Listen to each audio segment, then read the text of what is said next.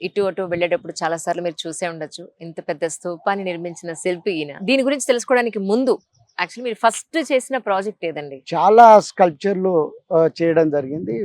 2008లో నేను మొట్టమొదటిసారి జర్మనీ నుంచి ఇక్కడ షిఫ్ట్ కావడం జరిగింది. ఆ క్రమంలో చాలామంది ఆర్టిస్టులు పెయింటింగ్లు చేయడం, గ్యాలరీలో ఎగ్జిబిట్ చేయడం చూసి ఆ కాంపిటీషన్‌లో నేను పోదలుచుకోలేదు. సో, కొత్త రకమైన ఒరవడి తీసుకురావాలనే ప్రయత్నంలో భాగంగా అప్పుడే ఐటీ ఇండస్ట్రీ అనేది డెవలప్ అవుతూ ఆ ఫైనాన్స్ సిటీ ఐఎస్బి కన్స్ట్రక్ట్ అయింది అప్పుడప్పుడే.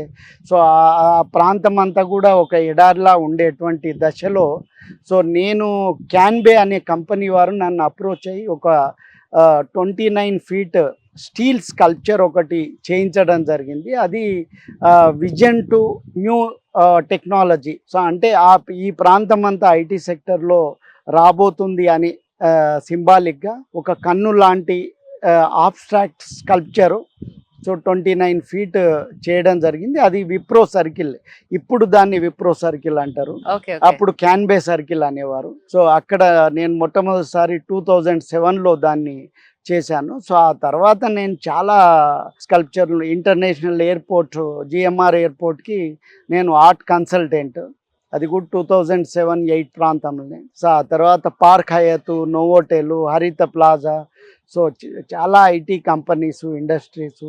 But Telangana TIF, Telangana industrialist federation అని, సో ఒక 550 ఎకర్స్ ల్యాండ్ ఇండస్ట్రియల్ పార్క్ గండి మల్కాపూర్ గ్రామంలో.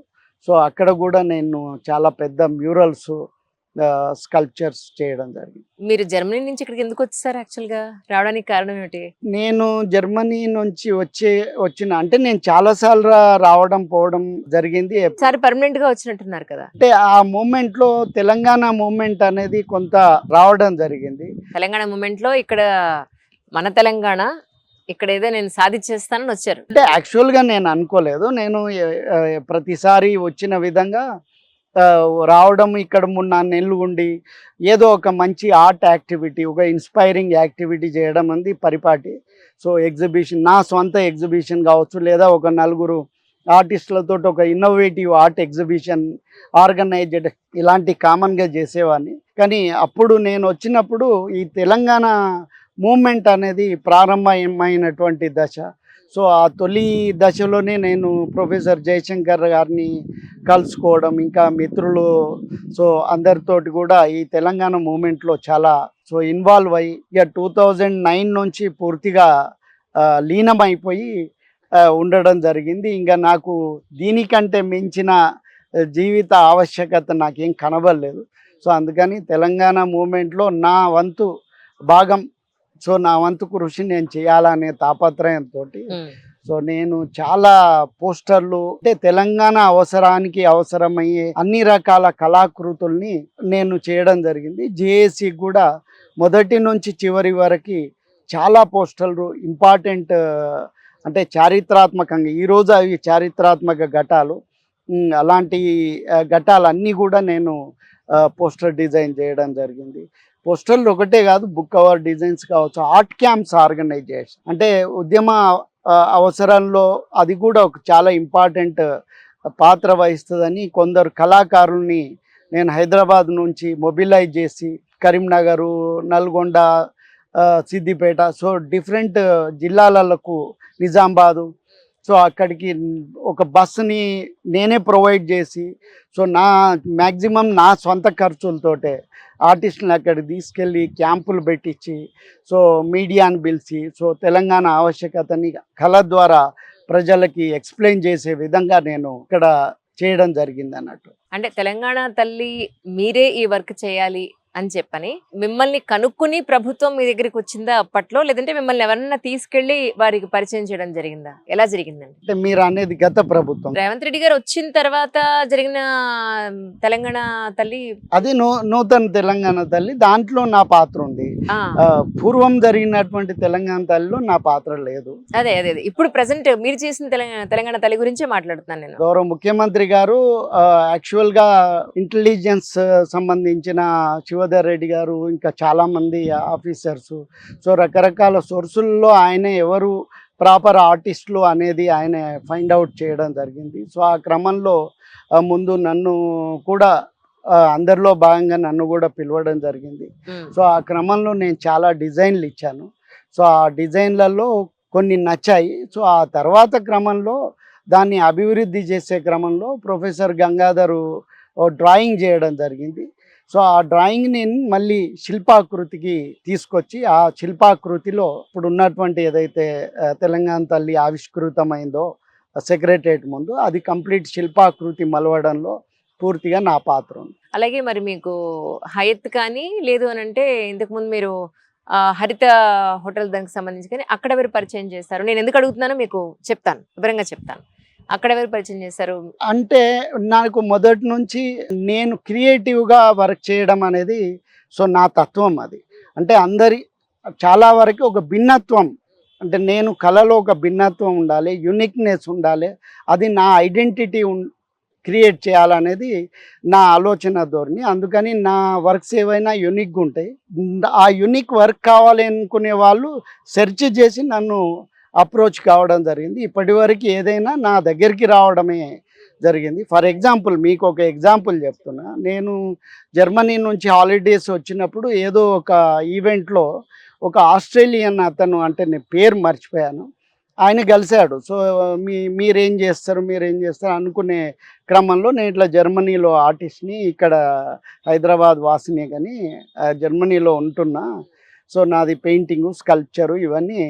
సో ఆయన ఇంట్రెస్టింగ్గా ఫీల్ అయ్యి మా కన్వర్జేషన్లో ఈయన దగ్గర ఏదో ఒక డిఫరెన్స్ ఉంది అనే ఉద్దేశంతో నేను ఇట్లా ఇప్పుడు కట్టబోయే ఇంటర్నేషనల్ జిఎంఆర్ ఎయిర్పోర్ట్కి ప్రాజెక్ట్ మేనేజర్ నేను. సో మీరు ఒకసారి నాకు వచ్చి కలుస్తారా సైట్లో అన్నారు. సో నేను వెళ్ళింటి ఒక వారం 10 రోజుల తర్వాత. అక్కడ అప్పటికి కంప్లీట్ డిజర్ట్, అంటే అక్కడ ఉన్న పెద్ద పెద్ద రాళ్ళని ముక్కలు కట్ చేసి కొన్ని వేల ఎకరాలు ఓన్లీ ఆ రాళ్ళ ల్యాండ్స్కేపే, అదొక మరో ప్రపంచంలా అనిపించేది. ల్యాండ్స్కేప్ కూడా చేస్తారండి? Yeah, definitely. అంటే ఈ ప్రాజెక్ట్ రిలేటెడ్ ల్యాండ్స్కేప్ చేస్తా, సెపరేట్ ల్యాండ్స్కేప్ అనేది నేను దాంట్లో కావాల్సిన కళాత్మకమైనటువంటి ప్రయోగాలు అవి నేను చేస్తాను. అయితే అతను నన్ను పిలిచి సో ఆ రకంగా నాకు ఒక ప్రపోజల్ ఇమ్మన్నాడు. సో డిస్కషన్ జరిగింది. ఆ డిస్కషన్ తర్వాత నేను ఒక 20 పేజీల ప్రపోజల్ ఇచ్చిన. సో మళ్ళీ ఆర్కిటెక్ట్లు అందరినీ కూర్చోబెట్టి ఒక 14 మంది ఆర్కిటెక్ట్లు, ఇంటర్నేషనల్ ఆర్కిటెక్ట్స్, ఒక ఫ్రాన్స్, స్పెయిన్, సో చైనా, ఎన్నో దేశాల నుంచి ఉన్నారు ఇక్కడ మన ప్రాజెక్ట్ ఎయిర్పోర్ట్లో. చాలామంది ఆర్కిటెక్ట్లు వర్క్ చేయడం జరిగింది, వివిధ దేశాల వాళ్ళు. సో వాళ్ళతో ఒక మీటింగ్ పెట్టి ఒక డిస్కషన్ ఏర్పాటు జరిగింది. అప్పుడు వాళ్ళు నాతోటి చేసిన కన్వర్జేషన్లో definitely we need Ramana Reddy services అని చెప్పి, సో నన్ను ఆర్ట్ కన్సల్టెంట్గా వాళ్ళు తీసుకోవడం జరిగింది. సో అలాంటి అదొక ఎగ్జాంపుల్. సో పార్క్ హయత్ కూడా వాళ్ళు ఒక నావెల్టీ కావాలనుకున్నారు, ఒక కొత్తదనాన్ని. నేను కూడా ఇప్పుడు హైదరాబాద్ నగరం డిజిటలైజేషన్ దిశగా సో ప్రపంచంలో ఒక కొత్త ఒరవడి తీసుకుంటుంది ఈ నగరం అనేది నేను అప్పుడే గ్రహించి ఆ డిజిటల్ దాని మీదనే ఈ పార్క్ హయత్లో ఒక పెద్ద 75 ఫీట్ విడుతూ ఉన్నటువంటి మ్యూరల్ చేయడం జరిగింది. సో అది ఆమెకి అక్కడ ఉన్న ఆర్కిటెక్ట్స్కి నచ్చి సో దాన్ని బాల్ రూమ్లో పెట్టారు. నేను ఎందుకన్నాను ఇప్పుడు చెప్తాను. మీ ప్లేస్లో కనుక వేరే వాళ్ళు ఉంటే ప్రస్తుతం ఉన్న సినారియోలో ఈ వర్క్స్ నేను చేశాను అని వాళ్ళ ప్రొఫైల్ని చాలా పెద్దగా చూపించుకుని రాజకీయ నాయకుల దగ్గర ఎన్నో కాంటాక్ట్స్ దగ్గర పెట్టుకుని వాళ్ళకి చాలా క్లోజ్ అయ్యి ఈ పాటికి అధికార పార్టీలో ఏదో ఒక పోస్ట్లో ఉండేవాళ్ళు. నేను చూశాను ఎంతో మంది ఆర్కిటెక్ట్స్ ఉన్నారు ఇందులో, టెంపుల్స్ కట్టిన వాళ్ళు కూడా ఈ రోజు గవర్నమెంట్ పోస్ట్లో ఉన్నారు జస్ట్ పరిచయాలతోనే. సో మీరు చూస్తే చాలా ఇన్నోసెంట్ గా నా పని నేను తప్ప ఇంకేమి నాకు పట్టదు అన్నట్టుగా ఉన్నారు. అందుకని అన్నాను, నేను ఊరికే అనలేదు. మా ఆవిడ కూడా తిడుతుంటారు, ఆమె ఐఎస్బి బ్యాక్గ్రౌండ్, ఆమె మార్కెటింగ్ అనేది ఆమె సబ్జెక్ట్. కానీ సో నేను ఉన్నదానికంటే చాలా తక్కువ మాట్లాడతా, లేదా నేను పనిలో నా కేపబిలిటీ చూపిస్తా కానీ మాటల్లో తక్కువ చూపిస్తా. కాబట్టి అది మొదటి నుంచి నా నేచర్. అది కానీ గవర్నమెంట్ ప్రాజెక్ట్స్ అంటేనే అమ్మ బాబాయ్ వీళ్ళ దగ్గర నుంచి పేమెంట్స్ మనకి రావు అన్న సిచ్యువేషన్స్ మనం ఎక్కువ చూస్తూ ఉంటాం. మీ వరకు కనీసం మీరు కష్టపడినంత వరకు అన్నా మీకు ఏదైనా పారితోషికం వచ్చిందా అంటే ఏం చెప్తారండి? అంటే అది అన్ని సందర్భాల్లో వర్తించది, అది వ్యక్తుల మీద ఆధారపడి ఉంటుంది. ముఖ్యంగా కొందరు ఆఫీసర్స్ కానీ, లేదా అంటే ఇప్పుడు యథా రాజా తథా ప్రజ లాగా. సో ఏ రకంగా ఆలోచిస్తే ఇప్పుడు కమిషన్లే ప్రధానం అనుకుంటే ఆర్ట్లో కమిషన్ రావు. సో కాబట్టి ఇప్పుడు ఫర్ ఎగ్జాంపుల్ నేను చేసిన మొట్టమొదటి శకటం ఢిల్లీలో చేయడం జరిగింది. తొలి తెలంగాణ శకటం 2015 రిపబ్లిక్ డే సెలబ్రేషన్స్కి ఢిల్లీలో ప్రజెంట్ చేసింది బోనాలు థీమ్ మీద.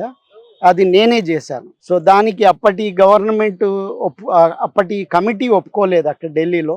నేను హైకోర్టుకి వెళ్ళి నా సొంత డబ్బులతోటి సో కొట్లాడి అద్భుతంగా దాన్ని డిజైన్ చేసి అన్నీ చేసిన తర్వాత ఆ కోర్టు ఆర్డర్ ద్వారా నేను అక్కడికి వెళ్ళడం జరిగింది.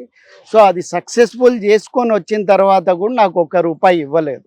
అంటే రాసి ఇచ్చిండ్రు, అన్నీ ఇచ్చిండ్రు, కానీ మీరు సీఎంకి వెళ్ళి అడుగుమన్నారు. సో ఆ సీఎం దగ్గరికి కలవడం ఎలాగా అవన్నీ అయ్యే పనిలా చెప్పండి. అదే ఇప్పుడు ఈ ప్రాజెక్ట్ ఏదైతుందో మాటియర్స్ మెమోరియల్ కూడా అది కన్స్ట్రక్షన్ చేసిన కాంట్రాక్టర్కి 98% వెళ్ళింది. సో నాకు మాత్రం 40% రాలేదు. సో నా డిజైన్ ఇచ్చి 7 years అయింది. నా డిజైన్ బేస్ చేసుకొని నా సూపర్వైజింగ్లో నా పర్యవేక్షణనే ఈ ప్రాజెక్ట్ పూర్తి అయింది. సో కానీ ఈ రోజు వరకు నాకు డబ్బులు రాలేదు. డబ్బులు ఒకటే కాదు, మీకు తగిన గుర్తింపు కూడా రాలేదంటాను నేను. అది కూడా బాధగానే ఉంది నాకు, టు బి ఫ్రాంక్. అందుకే మీలాంటి మంచి శిల్పుల్ని, మంచి ఏమంటారు ఆర్టిస్ట్ ని ప్రజలకు ఇంట్రడ్యూస్ చేసి కనీసం ఇప్పుడన్నా ప్రజల్లోకి మీకు మంచి గుర్తింపు వస్తే అంతకు మించి ఇంటర్వ్యూకి పెద్దగా నేను ఆశించేది లేదని నేను అనుకుంటున్నానండి. Thank you. అంటే ప్రస్తుతానికి మీకు జర్మనీలో మీరు ఇదే వర్క్ చేస్తూ ఉండేవారు కదా, ఇక్కడ కన్నా మీకు బెటర్ గానే ఉండుండేది లైఫ్ స్టైల్ అక్కడ, నేను అనుకోవడం. బట్ ఇక్కడికి వచ్చిన తర్వాత మీరు స్ట్రగుల్ లైఫే ఉందేమో అని నేను అనుకుంటున్నాను. What you say about it sir? కళాకారుడిగా అంటే నేను మొదటి నుంచి ఆర్ట్ తప్పించి నాకు వేరే ఇంట్రెస్ట్ లేదు. సో నేను ఇంట్లో నుంచి పారిపోయి సైన్ బోర్డులు చేసి ఫైన్ ఆర్ట్స్లో జాయిన్ అయ్యి ఆ తర్వాత గోల్డ్ మెడల్ సంపాదించుకున్నా. సో అక్కడ నుంచి బరోడా ఎంఎస్ యూనివర్సిటీలో జాయిన్ అయినా. అదే టైంలో నాకు గవర్నమెంట్ ఆఫ్ ఇండియా నుంచి జర్మనీకి వెళ్ళే అవకాశం లభించింది. సో నేను జర్మనీకి వెళ్ళినప్పుడు నా పాకెట్లో $50 మాత్రమే ఉండే. ఎంత వయసు ఉందంటే మీరు జర్మనీ వెళ్ళేప్పటికి? నేను అరౌండ్ 23-24. Very engage. ఆ తర్వాత నేను 80 దేశాలు తిరిగిన. సో 20 దేశాల్లో ఎగ్జిబిషన్లు పెట్టుకున్నా. కొన్ని వేల మ్యూజియంస్, గ్యాలరీస్. సో నేను ఎక్కడికి వెళ్ళినా 5 months, 6 months, జాపాన్లో 6 months ఉన్నా, కెనడాలో ఉన్నా, యుఎస్లో 1.5 year ఉన్నా, ఆస్ట్రేలియాలో 6 months ఉన్నా, ఇంగ్లాండ్లో ఉన్నా, చాలా చోట్లలో లాంగ్ పీరియడ్. అంటే నేను ఒక టూరిస్ట్లా వెళ్ళడం అంది నా ఇంట్రెస్ట్ కాదు. ఎప్పుడు కానీ live like A Roman in Rome అంటారు. సో ఆ రకంగా మనము అమెరికాకి వెళ్ళి ఇండియన్ లాగానే బతకాలనుకుంటే మనం అమెరికాని రిసీవ్ చేసుకోలేం. కరెక్ట్. సో ప్రతి ప్రాంతానికి ఒక విశిష్టత ఉంటుంది. అక్కడ ఎందుకు అట్లుంది అంటే అక్కడి వాతావరణం కావచ్చు, సంస్కృతి కావచ్చు, ఆ కోణంలో అభివృద్ధి చెంది ఆ రకంగా అది ఉంది. సో మన దగ్గర ఎందుకు ఇట్లుంది అంటే ఈ రకంగా ఉండాలి కాబట్టి ఈ రకంగా డెవలప్ అయింది. సో అది చరిత్ర అనేది ఒక్కో ప్రాంతానికి ఒక్కో విశిష్టత కల్పించింది. ప్రకృతి కావచ్చు, వాతావరణం కావచ్చు, సంస్కృతి కావచ్చు. సో ఆ రకంగా సో నేను ఎప్పుడూ ఆ ప్రాంతానికి వెళ్ళి ఆ ప్రాంతవాసిగానే జీవించాలనే ఉద్దేశంతో నేను జపాన్కి వెళ్ళినా మళ్ళీ టూరిస్ట్ లాగా ఏదో ల్యాండ్స్కేపులు చూడడం, బీచ్లకు వెళ్ళడం ఎప్పుడు చేయలేదు. నేను ఎప్పుడు ఆర్టిస్టులతోటి కలవడం, గ్యాలరీలకు వెళ్ళడం. సో నా ప్రపంచాన్ని నేను ఎత్తుకున్నా. సో ఆ రకంగా ఇప్పటికీ ఎందుకు నేను ఏ ఐడియానైనా పర్ఫెక్ట్గా ఇవ్వగలుగుతా. సో ఎవ్వరూ సాధించని, ఇవ్వలేనటువంటి ఆర్ట్ రిలేటెడ్ కాన్సెప్ట్స్ నేను సక్సెస్ఫుల్గా ఎందుకు ఇవ్వగలుగుతా అంటే నేను ఇన్ని సంవత్సరాలు నేను సంపాదించినటువంటి ఆస్తి అది. సో కాబట్టి నాకు అందులో చాలా అంటే నాకు 1000 కోట్లున్నా నేను ఇంత హ్యాపీగా ఉండకపోదు. సో కాబట్టి I'm very rich and very happy. So nice really. కానీ ఇంట్లోంచి ఎందుకు పారిపోయారు సార్? అంటే మాది ఒక మిడిల్ క్లాస్ ఫ్యామిలీ. మా ఫాదర్ ఆర్టీసీ కండక్టరు, పెద్ద ఫ్యామిలీ. సో ఆయన అంబిషన్లో అప్పటి మిడిల్ క్లాస్లో ఎప్పుడూ డాక్టరో ఇంజనీరో పిల్లలు కావాలి, ఆయనకు ఉన్నటువంటి పరిస్థితి మళ్ళీ భవిష్యత్తులో మా పిల్లలకు రావద్దు అనేది ఏ ఫ్యామిలీ అయినా కోరుకుంటారు. కాబట్టి ఆయన ఏదో ఇంజనీరింగో మెడిసినో చేయాలని కోరుకున్నారు. అది నాతోటి కాలేదు. ఇక కాబట్టి నా మార్గాన్ని నేను పోవాలనుకున్నా. సో అట్లా మళ్ళీ ఎప్పుడు కలిసారు మీ పేరెంట్స్ తర్వాత? అంటే మళ్ళీ నేను ఫైన్ ఆర్ట్స్లో జాయిన్ అయిన తర్వాత అడపా కలుస్తూ వచ్చిన. ఇంకా తర్వాత జర్మనీకి వెళ్ళడం, ఇంకా లాంగ్ గ్యాప్స్ అనేటివి ఏర్పడ్డాయి. కానీ సో వీఆర్ రిలేషన్ మెయింటైన్ చేస్తున్నారా ఇప్పటికి? అయ్యో ఎందుకు ఎంతమంది అండి సిబ్లింగ్స్ మీరు మొత్తం? మేము 6 పీపుల్. మా 2 అక్కలు, 3 తమ్ముళ్ళు, మేము మొత్తం 6. నేను ఎల్డర్ ఇన్ బాయ్స్ అన్నట్టు. మీరు లవ్ మ్యారేజ్ అండి? అంటే యాక్చువల్గా నేను జర్మనీ నుంచి వచ్చిన తర్వాత సో బ్యాచులర్గా ఉన్న టైంలో మా మిస్సెస్ మాకు తెలిసిన ఒక ఫ్యామిలీ త్రూ పరిచయం. ఆమె ఎప్పుడో 1 year క్రితం ఏదో కరెస్పాండ్ అయింది, కానీ అంటే వాళ్ళ తరపున నేను బిజీ ఉండి ఏదో పెద్ద నెగ్లెక్ట్ అయిపోయింది. మళ్ళీ తర్వాత ఒకసారి ఏదో పేపర్లో నాది పెద్ద ఆర్టికల్ వచ్చింది, ఓకే. ఓ ఈ అబ్బాయి ఆ అబ్బాయి అని చెప్పి.